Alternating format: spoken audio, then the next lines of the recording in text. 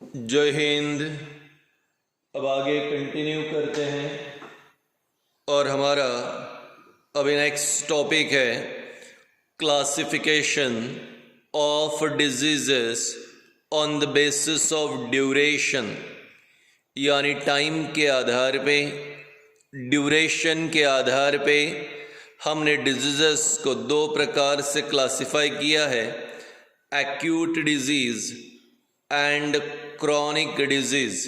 तो ड्यूरेशन के आधार पे acute and chronic disease, the disease which remains for very short time period, the disease which remains for very short time period is called as acute disease। हाँ, कोई व्यक्ति बीमार ज़रूर हुआ है, पर बीमार होने के बाद उसकी बीमारी 2 या 3 दिन की थी।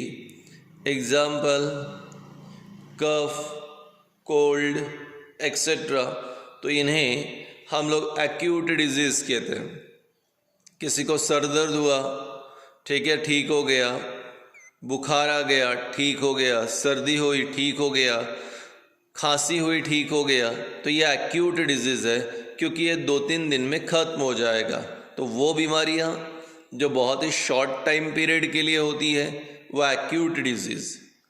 And the disease which remains for long duration, the disease which remains for long duration, और लंबे समय तक रहने वाली, लॉन्ग ड्यूरेशन तक रहने वाली बीमारियां, that is called as chronic disease.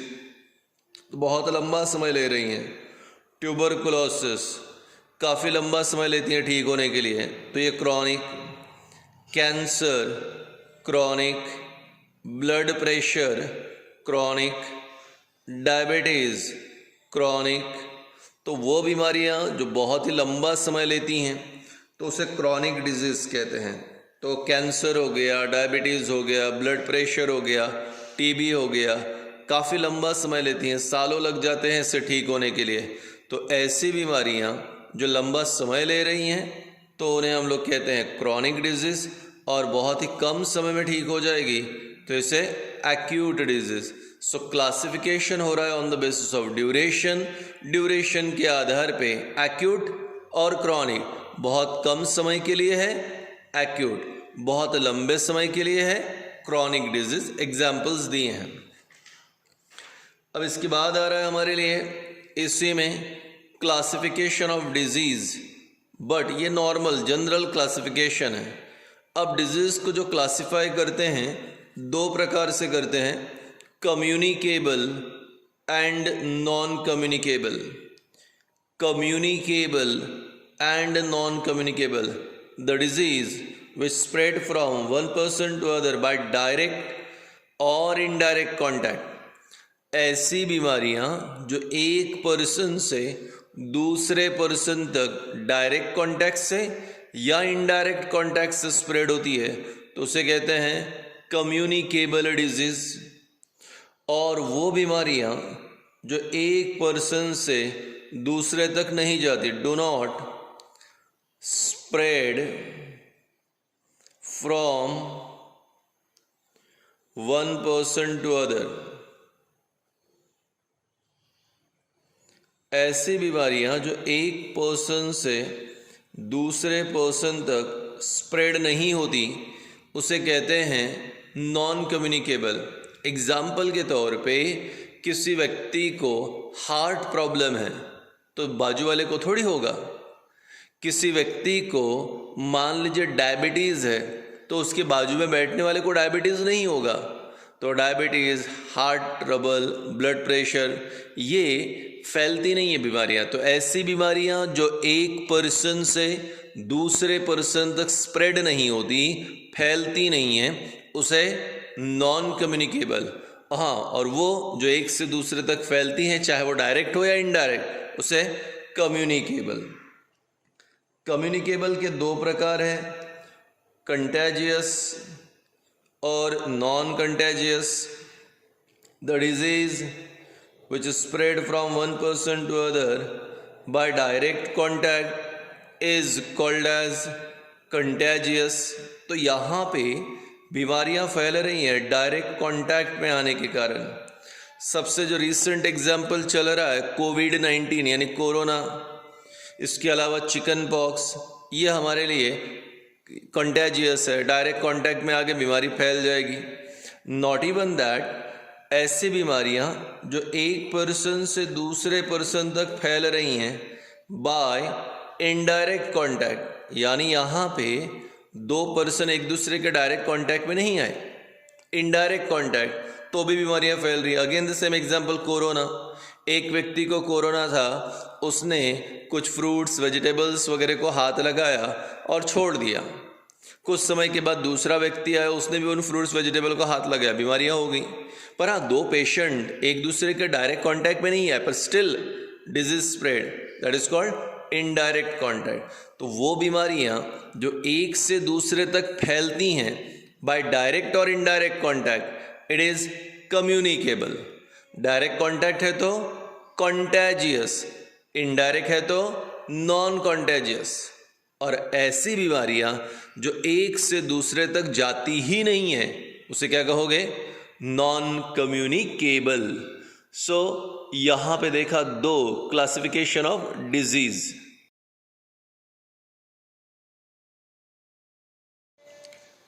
Now we are having modes of transmission. बीमारियां एक पर्सन से दूसरे पर्सन तक कैसे स्प्रेड होती है, एक से दूसरे तक कैसे जाती हैं, what are the means of transmission या मोड्स ऑफ ट्रांसमिशन। तो बीमारियां फैली कैसे? बोले सर बीमारियां फैल तो गई है बाय डायरेक्ट कांटेक्ट, यानी अगर दो व्यक्ति एक दूसरे के डायरेक्ट कांटेक्ट में आ गए तो बीमारियां फैल सकती हैं। कोरोना, कोविड-19 इसका एग्जाम्पल है। दूसरा चिकन पॉक्स एग्जाम्पल है। अभी मैंने यहाँ पे प्रीवियस लेक्चर पे तो कंफर्म किया ही था, एक बार फिर से। तो ऐसी बीमारियां जो एक पर्सन से दूसरे पर्सन तक डायरेक्ट या इनडायरेक्ट कांटेक्ट से फैलती हैं, उसे मैंने कहा था कम्युनिकेबल। अब यहाँ पे डायरेक्ट कांटेक्ट आ गया, मतलब ये बीमारियां डायरेक्ट कांटेक्ट से स्प्रेड हो सकती है। Corona, chicken pox example. आपने कोरोना के पेशेंट को या चिकन पॉक्स के पेशेंट को डायरेक्टली हाथ मिला लिया, उससे गले मिल लिए, बीमारियां स्प्रेड होगी। दूसरा है इनडायरेक्ट कांटेक्ट, यानी यहाँ पे पेशेंट का और एक नॉर्मल पर्सन का डायरेक्ट कांटेक्ट नहीं है, बट स्टिल यहाँ पे बीमारियां फैल रही है, तो ये हो गया indirect contact. Again I am having the same two example, कोविड-19 एंड चिकन पॉक्स। मान लीजिए किसी कपड़े की दुकान में एक कोरोना पेशेंट ने या एक चिकन पॉक्स के वाले पेशेंट ने कपड़े ट्राई किए, अब उसे पसंद नहीं आए, उसने छोड़ दिए। थोड़ी देर बाद दूसरा आकर उसे ट्राई किया, नेचुरल है उसके बॉडी तक ये जर्म्स स्प्रेड हो जाएंगे। हाँ, दोनों का डायरेक्ट कांटेक्ट नहीं हुआ, अगेन इनडायरेक्ट कांटेक्ट। पेशेंट ने, मैंने कहा था ना प्रीवियस लेक्चर में, फ्रूट्स वेजिटेबल्स को हाथ लगाए, नहीं लिया, पर दूसरे व्यक्ति ने आके उसे ले लिया, उसको ये जर्म्स स्प्रेड हो जाएंगे, इनडायरेक्ट कांटेक्ट। तो वो बीमारी यहाँ पर बिना डायरेक्ट कांटेक्ट में आए भी स्प्रेड हो सकती हैं। अगर इस प्रकार से स्प्रेड होती है तो इनडायरेक्ट कांटेक्ट। अब आता है तीसरे नंबर पे ड्रॉपलेट इन्फेक्शन। आज के ज़माने में ये भी समझाने की ज़रूरत नहीं है, क्योंकि आज हमें मास्क लगाने के लिए कहा जा रहा है। ठीक है, कोरोना चल रहा है तो लॉकडाउन चल रहा है, क्योंकि अगर हमारे मुंह से, नाक से जो स्मॉल ड्रॉपलेट्स निकलेंगे उनमें वायरसेस हो सकते हैं, जर्म्स हो सकते हैं, जिसके कारण हेवी ट्रबल क्रिएट हो सकता है। इसलिए बीमारियों से बचने के लिए यहाँ पे हमें अपने नाक पर और मुंह पर मास्क लगा लेना है, ताकि हमारे कारण कोई दूसरे व्यक्ति को ये बीमारी ना हो। आमतौर पे मुंह से या नाक से निकलने वाले जो ड्रॉपलेट्स हैं, उनके कारण जो बीमारियां होती है, उसमें आ गया कोविड-19, ट्यूबरकुलोसिस यानी टीबी। तो टीबी, कोरोना जैसी बीमारियां ये ड्रॉपलेट इन्फेक्शन के कारण आराम से स्प्रेड हो सकती हैं, इसलिए हमेशा रुमाल या गमछा या मास्क जो भी है उसका यूज़ करें, अपने नाक और मुंह को कवर करें ताकि आपके कारण कभी कोई बीमार न हो। तो ड्रॉपलेट इन्फेक्शन यानी मुंह या नाक से निकलने वाले ड्रॉपलेट्स के कारण होने वाली बीमारियां। Then we are having waterborne disease. Waterborne disease यानी पानी से स्प्रेड होने वाली बीमारियां। The diseases which are spread from one person to other by contaminated water, गंदा पानी पीने के कारण जो बीमारी हो गई वो हो गया वाटरबॉर्न डिजीज। सबसे कॉमन एग्जाम्पल है वाटरबॉर्न डिजीज का टाइफॉइड। गांव खेड़ों के अंदर लोग ऐसे गंदा पानी पी लेते हैं। जॉन्डिस जिसे पीलिया या कावीड़ कहते हैं, कॉलरा। अब ये typhoid, jaundice, cholera, diarrhoea, dysentery ये सभी किसी न किसी तरह से गंदा पानी पीने के कारण हो जाता है। तो कंटैमिनेटेड वाटर से अगर बीमारियां फैल रही हैं तो उसे वाटर बॉर्न डिजीज। तो पहली जो मोड्स ऑफ ट्रांसमिशन में था डायरेक्ट कांटेक्ट, ठीक है, डायरेक्ट कांटेक्ट से बीमारियां फैलती हैं। इनडायरेक्ट कांटेक्ट से बीमारियां जा रही हैं। ड्रॉपलेट इन्फेक्शन, मुंह या नाक से निकलने वाले ड्रॉपलेट से बीमारियां स्प्रेड होती हैं। गंदे पानी से या कंटैमिनेटेड वाटर पीने से भी बीमारियां स्प्रेड होती हैं। Airborne disease, the disease which is spread from one person to other by air. Flu, conjunctivitis,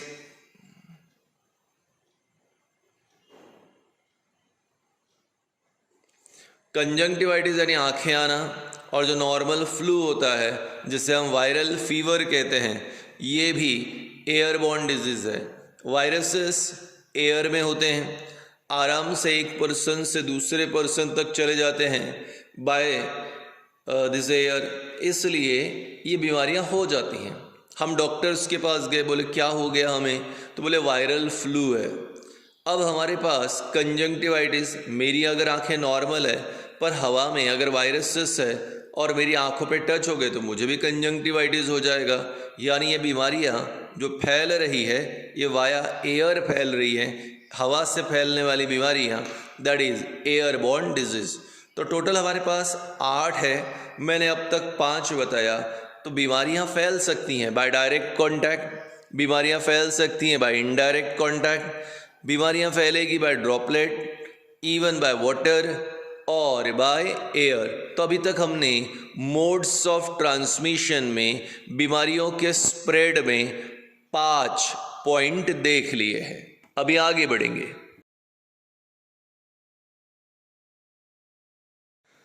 next है अभी यहाँ पे सॉइल बॉर्न डिजीज। तो direct contact, indirect contact, droplet infection, waterborne disease, airborne disease, ना soil borne disease. मिट्टी से भी कुछ बीमारियां स्प्रेड हो सकती हैं, जैसे कि एक है हमारे लिए टिटेनस और दूसरा हेलमेंटिक डिजीज। इमेजिन करो कि अगर आपके पैर में कोई इंजरी है या हाथ में कोई इंजरी है और आप सॉइल में काम कर रहे हो, हाथ से पैर में इंजरी है, बिना चप्पल या जूते के आप मिट्टी पे चल रहे हो, अगर आपकी खुली इंजरी पे मिट्टी टच होती है तो आपको टिटेनस जैसी बीमारी हो सकती है, क्योंकि सॉइल में क्लोस्ट्रीडियम टिटेनी ये एक बैक्टीरिया होता है जिस बैक्टीरिया के कारण टिटेनस हो सकता है।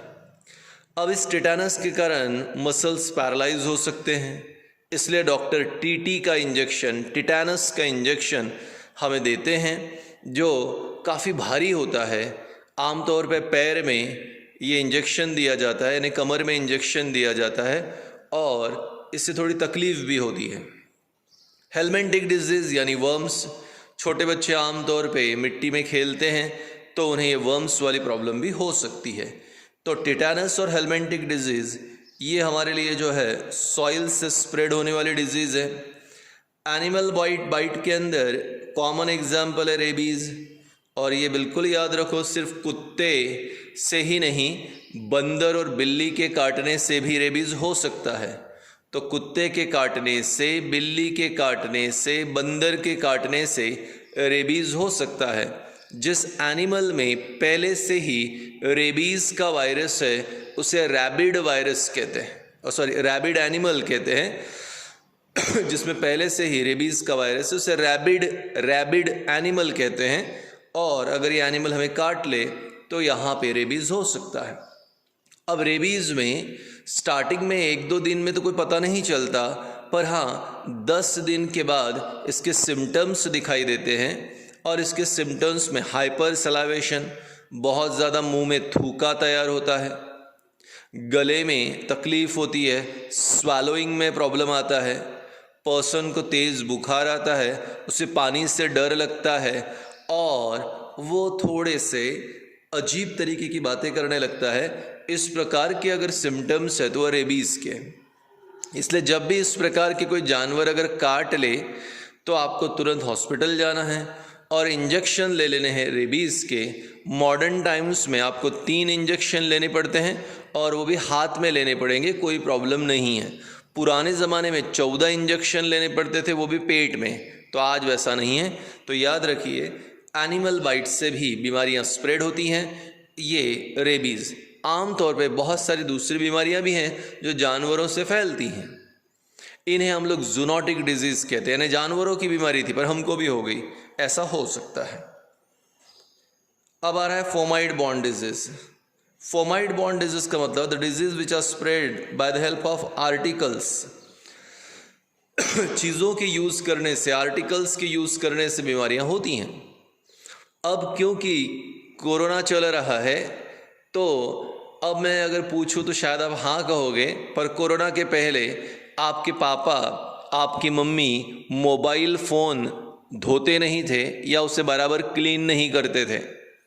लैपटॉप, ठीक है, उसके बाद keyboard, mouse, mobile phone, pen, pencil, sharpener, eraser, comb, ऐसी कई तरह की चीज़ें हैं हमारे घर पे जो एक से ज़्यादा व्यक्ति यूज़ करते हैं और हम उसे धोते तक नहीं हैं।